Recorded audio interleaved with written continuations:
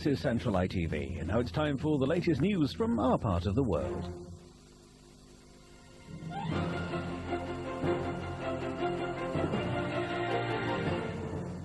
Good evening from the Central Newsroom. A gambler who stole nearly £1.5 million from the insurance firm he worked for has been jailed for 8 years. David Phillips lost all the money betting mainly on horse and dog races. Over a period of 6 years, David Phillips stole £1,437,000 from his employers. Phillips, who's 40 and from Moseley in Birmingham, worked in the claims department at Wellington Motor Insurance in Shirley.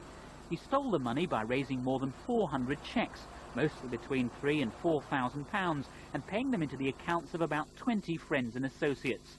They would keep some of the money, but pass the rest to Phillips. Judge Richard Bray called it an amazingly simple and brazen ploy. Phillips admitted 6 specimen charges. 2 other people had charges against them dropped. Phillips claims to have spent all the money on gambling. He mainly bet on horse and greyhound racing, at one point losing £200,000 in just 4 days. Judge Bray said he was aware of widespread public concern at the level of sentencing in fraud cases. It seems to many, he said, that some defendants scarcely touch the ground before being sent to an open prison, then released early to enjoy the fruits of their fraud.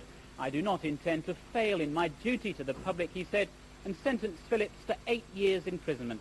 Sympathy was expressed in and outside court for David Phillips' wife, who apparently knew nothing of the fraud until his arrest, and their 2 daughters. Police are questioning a man over the rape of 2 young women. The 36-year-old was arrested after security footage was shown on television yesterday. It follows attacks in the Hanley area of Stoke-on-Trent.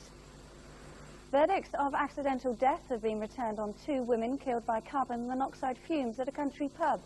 Tonight, health and safety officials are continuing their own investigations and say prosecutions could follow. The families of Kay Stenning and Helen Marks left the inquest too upset to comment. The women had been staying at the Crown Pub at Wentner in South Shropshire last November. The alarm was raised when Kay from Surrey and Helen from Leeds missed breakfast. Their bodies were found in their room, which was above the gas central heating boiler.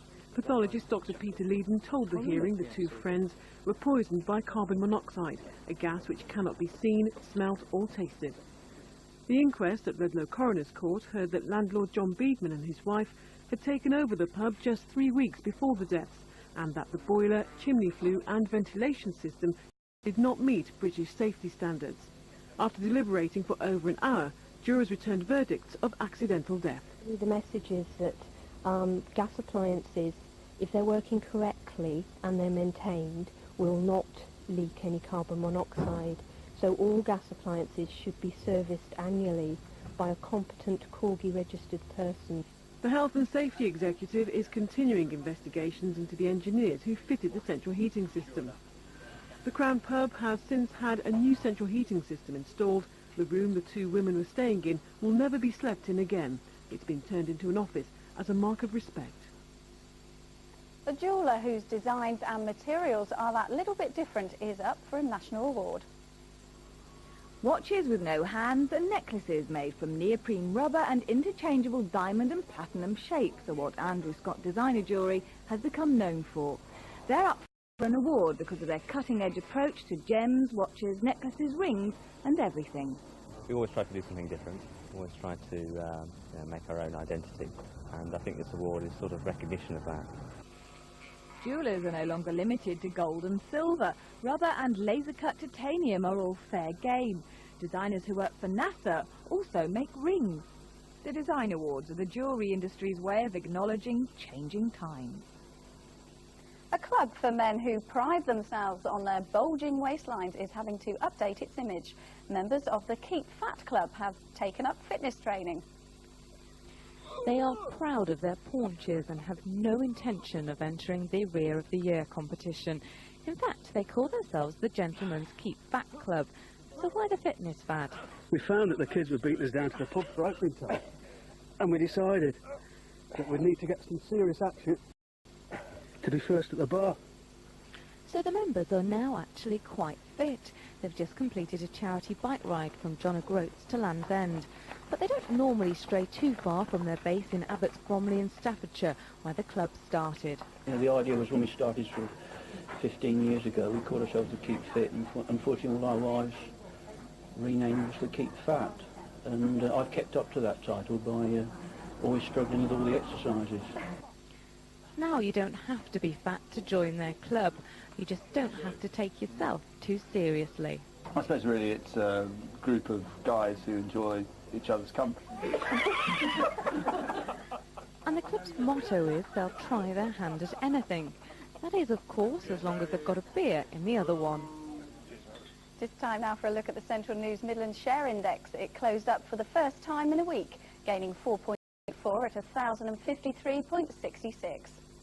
And that's all for now. The next news from Central is early tomorrow morning. Until then, have a very good evening. Good night.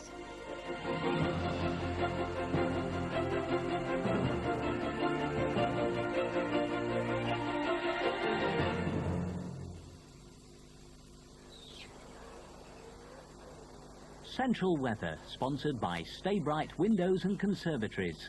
The clear choice in any weather. Hello again. Well, it'll be a mild and muggy night tonight with rain and drizzle, some heavy bursts in the north. Much lighter rain, though, to the south and east, and indeed some parts of the east will actually stay dry till dawn. Tomorrow will start mainly cloudy, damp and misty with heavy downpours maybe in the north again. A few spots will be brightening up by the end of the morning, especially in the south and west, and we expect sunny intervals for the afternoon. Still the risk of heavy showers, though, with maybe some thunder at times in the north. Warm and sticky as well, with loads of sunshine on Friday. Staying humid, temperatures just short of 80 Fahrenheit, but with thundery showers overnight. And turning briefly to the weekend, a fresher day on Saturday with more thundery rain at first, but turning brighter later on. And then for Sunday, fewer showers, but still the odd heavier one. Feeling warm as well, in the low 20s, that's the low 70s Fahrenheit. That's it from me for today. See you tomorrow. Bye-bye. The Central 7-Day Weather Line, 09064 710 711.